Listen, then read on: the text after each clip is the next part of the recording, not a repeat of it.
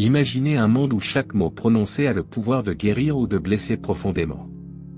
Un endroit où la vérité et le mensonge se disputent en permanence. Mais comment discerner l'authenticité dans ce tumulte? Dans le psaume 12, David nous plonge dans un univers où la sincérité est une denrée rare et précieuse. Avez-vous déjà ressenti que les mots perdaient leur valeur? Que les promesses faites n'étaient que des échos vides? Restez avec nous, car nous allons explorer ensemble comment ce psaume millénaire résonne encore aujourd'hui. Comment les paroles de David peuvent-elles encore guider nos vies quotidiennes?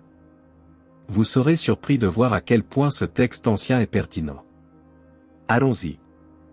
Le psaume 12 est attribué à David, une figure centrale de l'Ancien Testament, connu pour sa profonde dévotion et ses talents poétiques. Ce psaume, en particulier, semble être né d'une période de crise morale et sociale sévère en Israël. David, en tant que roi et leader spirituel, était souvent confronté à la corruption et à la déchéance morale de son peuple. De ce fait, le psaume 12 devient une sorte de miroir reflétant les angoisses et les préoccupations de David face à la dépravation environnante. Au-delà de son rôle de roi, David était également un homme de foi, souvent en communion avec Dieu à travers des prières et des chants. Le contexte historique de ce psaume pourrait être lié à des moments spécifiques de sa vie, peut-être lors de la persécution par Saül ou durant les révoltes internes. Dans ces périodes, la moralité et la fidélité des gens étaient mises à rude épreuve, et David, se sentant isolé dans sa piété, exprime à travers ce psaume un cri du cœur vers Dieu. La profondeur du contexte historique donne au psaume 12 une résonance particulière. Il ne s'agit pas seulement d'une lamentation personnelle mais d'un témoignage de la lutte d'un leader pour la justice et la droiture dans une société en crise. Ce psaume illustre comment les défis personnels et les tensions politiques peuvent se mêler à la spiritualité, offrant une perspective riche et complexe sur la vie de David et les conditions de son époque. Avant de commencer avec le contenu d'aujourd'hui, je voudrais vous demander une petite faveur. Si vous aimez nos vidéos et souhaitez continuer à voir plus de contenu passionnant, nous vous invitons à aimer cette vidéo et à vous abonner à notre chaîne. C'est la meilleure façon de nous soutenir et de rester au courant de toutes les nouvelles méditations et vidéos que nous partageons. N'oubliez pas d'activer la cloche de notification pour ne rien manquer. Merci de faire partie de notre communauté et maintenant, profitez de la vidéo. Le début du psaume 12 est marqué par un appel désespéré à Dieu. David commence par un cri de détresse, implorant le secours divin face à la rareté des hommes pieux et fidèles. Cette ouverture poignante reflète un sentiment de désespoir et de solitude spirituelle, où la piété semble en voie de disparition. David, en tant que chef spirituel, ressent profondément cette absence et cherche refuge et solution auprès de Dieu. Cette clameur pour l'aide divine n'est pas seulement une demande personnelle, elle est également représentative d'un appel collectif. David, en tant que porte-parole de son peuple, exprime une angoisse partagée par beaucoup face à la déchéance morale. Il voit la piété comme un pilier essentiel de la société, et son absence crée un vide dangereux que seule l'intervention divine peut combler. Dans cette demande d'aide, on perçoit aussi la foi inébranlable de David en la puissance et la miséricorde de Dieu. Malgré les circonstances désastreuses, il croit fermement que Dieu peut et va intervenir. Ce cri du cœur est à la fois une expression de désespoir et un acte de foi, montrant comment, même dans les moments les plus sombres, la foi peut être une source de force et d'espoir. Le psaume 12 décrit en détail la corruption et la falsité qui prévalent parmi les gens. David parle de mensonges et de duplicité de cœur, des fléaux qui semblent envahir la société de son époque. Cette prévalence de la tromperie est une source majeure de détresse pour David, qui aspire à une société fondée sur la vérité et la justice. La description de cette corruption va au-delà des simples actions malhonnêtes, elle touche à la nature même des relations humaines. La duplicité de cœur suggère une profondeur de tromperie où les gens ne sont pas ce qu'ils prétendent être, créant un environnement de méfiance et de trahison. Pour David, cette situation est intolérable, car elle sape les fondements même de la communauté et de la foi. En pointant du doigt cette corruption, David ne se contente pas de dénoncer, il appelle également à une prise de conscience collective. Il veut que son peuple reconnaisse l'ampleur du problème et cherche un renouveau moral. Sa condamnation des mensonges et de la duplicité est un appel à revenir à des valeurs de sincérité et d'intégrité, essentielle pour la cohésion et la survie spirituelle de la société. Face à cette corruption et à cette fausseté, David ne se contente pas de se lamenter. Il supplie Dieu d'intervenir et de mettre fin à l'arrogance et aux paroles trompeuses des impies.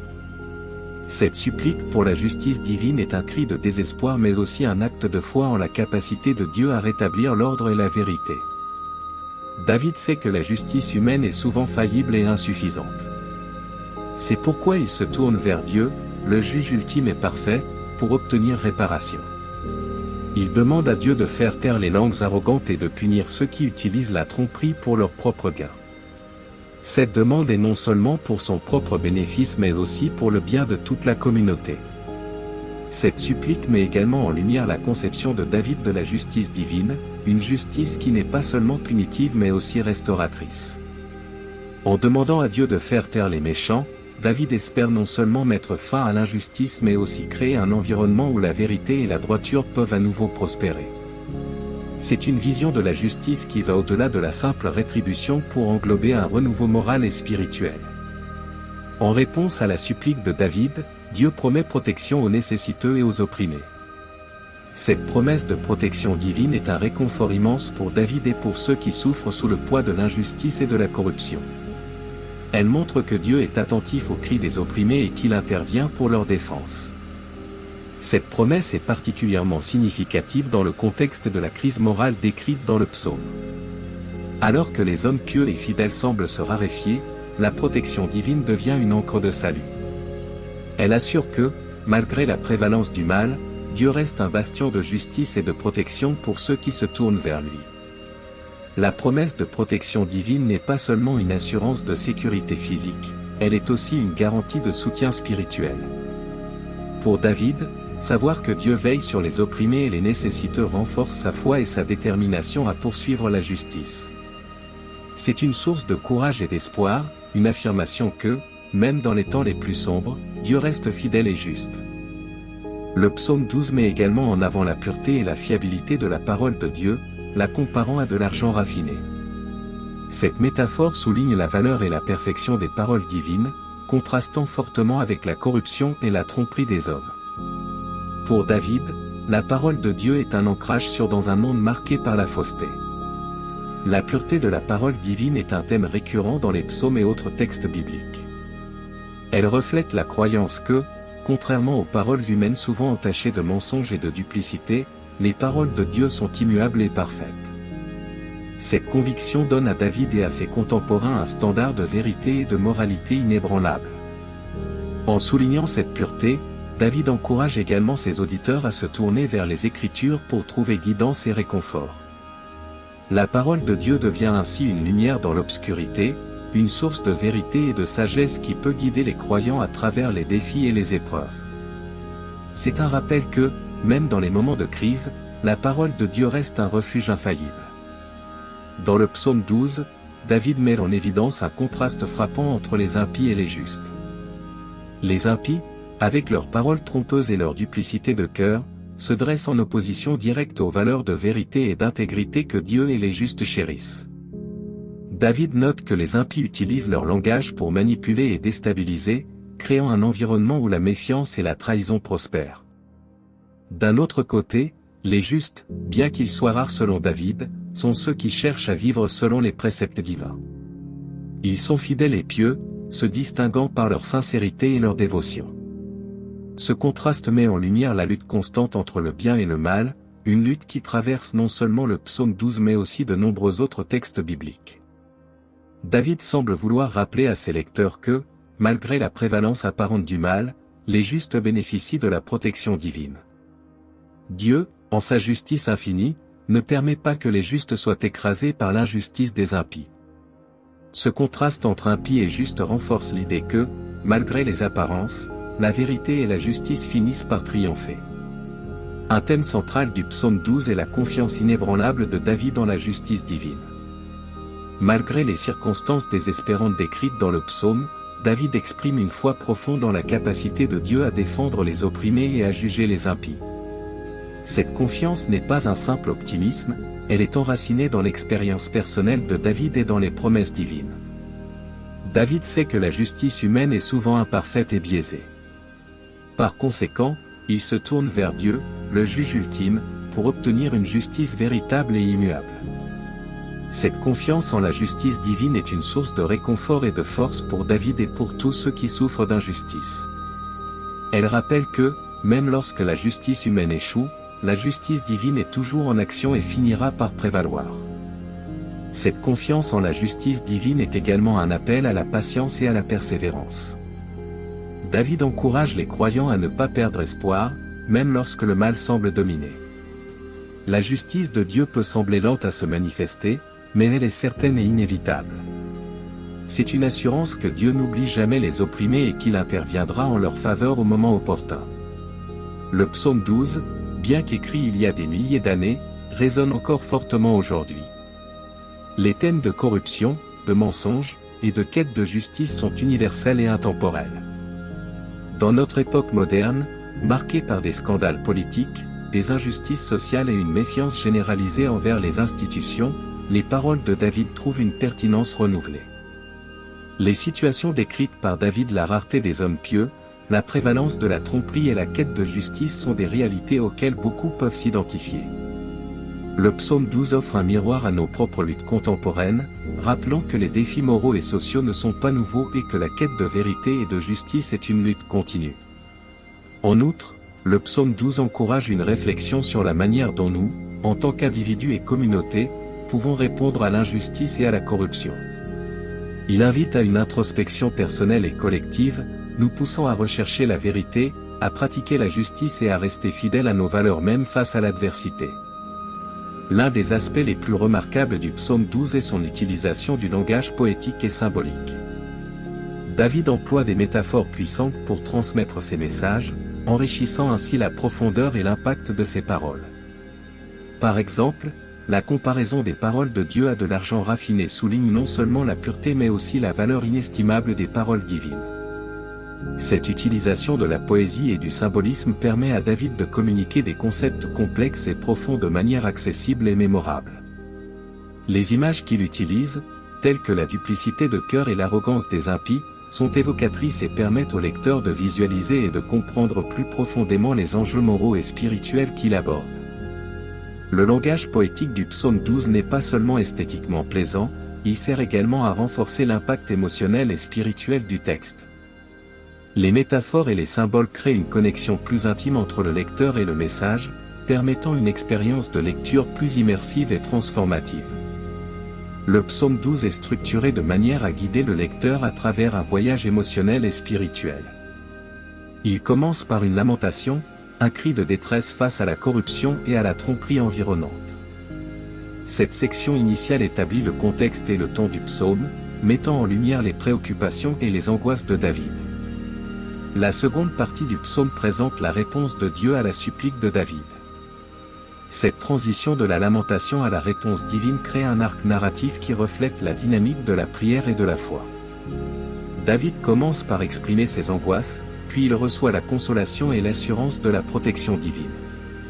Cette structure renforce le message d'espoir et de rédemption, montrant que, même dans les moments de désespoir, il y a toujours une réponse et une intervention divine.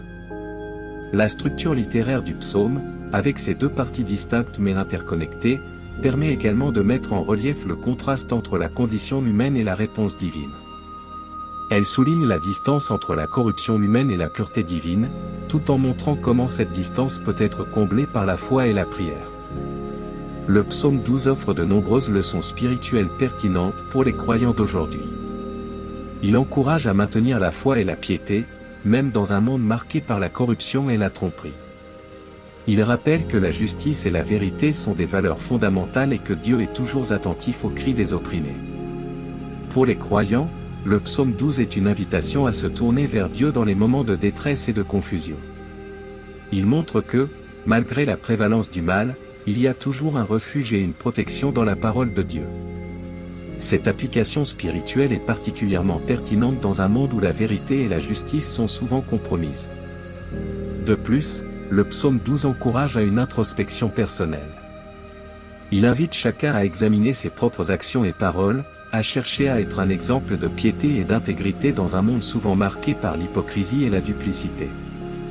C'est un appel à vivre selon les principes divins, à être des porteurs de vérité et de justice dans nos propres vies et communautés. En conclusion, le psaume 12 est une œuvre de poésie et de foi qui transcende les époques. Chaque verset, chaque image et chaque supplication de David résonne avec une profondeur qui parle à la condition humaine universelle. De la lamentation initiale face à la corruption à la promesse finale de protection divine, le psaume trace un chemin de désespoir à l'espoir, de la confusion à la clarté. Alors que nous arrivons à la fin de notre exploration du psaume 12, prenons un moment pour réfléchir à la puissance des mots et à leur impact sur notre vie quotidienne. Vous vous êtes déjà demandé comment les paroles de ce psaume résonnent dans votre propre existence? Comment elles peuvent vous guider, vous protéger et vous inspirer dans vos moments de doute? Imaginez un instant. Imaginez-vous au milieu des défis de la vie, entouré par des voix trompeuses et des promesses vides. Le psaume 12 nous rappelle que, malgré tout, il y a une voix qui se lève au-dessus de tout cela. Une voix de pureté, de vérité et de réconfort.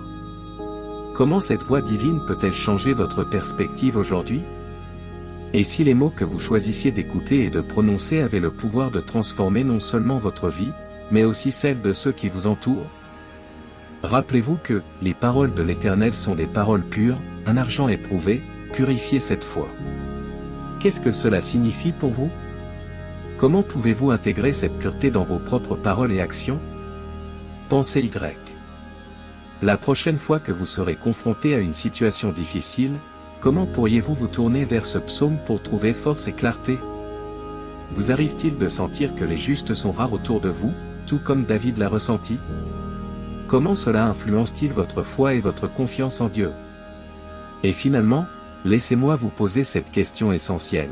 Comment pouvez-vous être cette voix de vérité et de pureté dans un monde souvent rempli de duplicité et de tromperie? Quels pas allez-vous prendre dès aujourd'hui pour vivre les enseignements du psaume 12 de manière concrète et inspirante? Réfléchissez à ces questions, et n'oubliez jamais que chaque parole a un poids, chaque prière a une portée, et chaque acte de foi peut illuminer le chemin de quelqu'un d'autre. Restez inspirés, restez dévoués et laissez les psaumes continuer à guider votre chemin spirituel. Merci de votre présence et à très bientôt sur Récits Sacrés.